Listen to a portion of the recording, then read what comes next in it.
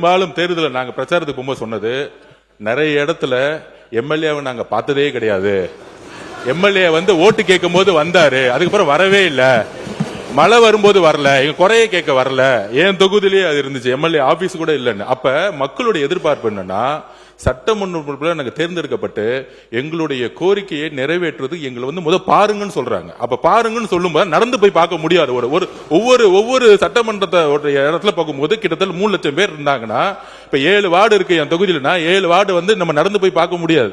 அப்ப இது ஆடம்பரம் கிடையாது. இது அரசியல் ரீதியா நம்ம அமைச்சருக்கு எப்படி மூத்த உறுப்பினர் சொன்னாரோ அது அரசே கொடுத்திருக்கும். சட்டமன்ற உறுப்பினர்களுக்கு இது ஆடம்பரம் கிடையாது. ஒவ்வொரு சட்டமன்ற உறுப்பினர் மக்களை போய் சந்திக்க வேண்டும் என்ற எண்ணத்தில் தான் மாண்புமிகு முதலமைச்சர் இந்த காரை அனௌன்ஸ் பண்ணியிருக்காரு. மக்களை சந்திக்க வேண்டும், இதுதான் முக்கிய கோரிக்கை. சந்திக்கும் போதுதான் அனைத்து டிபார்ட்மெண்டோடைய ஒவ்வொரு ஆபீஸ்க்குள்ள போய், இப்ப நீங்க உள்ளாட்சி துறையெல்லாம் ஆபீஸ்ல உட்கார்ந்துட்டு ஒரு சட்டமன்ற உறுப்பினர் கேள்வி கேட்கும் போது அது அதிகாரிகள் உள்ளபடியே ஒரு பயம் வரும்.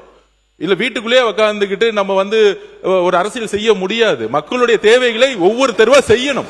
அதுக்குதான் இந்த இதை தவிர இது ஆடம்பரம் கிடையாது. எதிர்கட்சி தலைவருடைய நிலைப்பாடுல நாங்களும் இருக்கோம். யார் யாருக்கெல்லாம் கார் இருக்கு அவங்க ஆட்டோமேட்டிக்கா யாரும் அப்ளை பண்ண போறது இல்ல. ஆனா ஒரு முதலமைச்சருடைய அறிவிப்பு பொதுவான அறிவிப்பா தான் இருக்க முடியும். இதுதான் ஒரு அரசுடைய புரோட்டோகால்.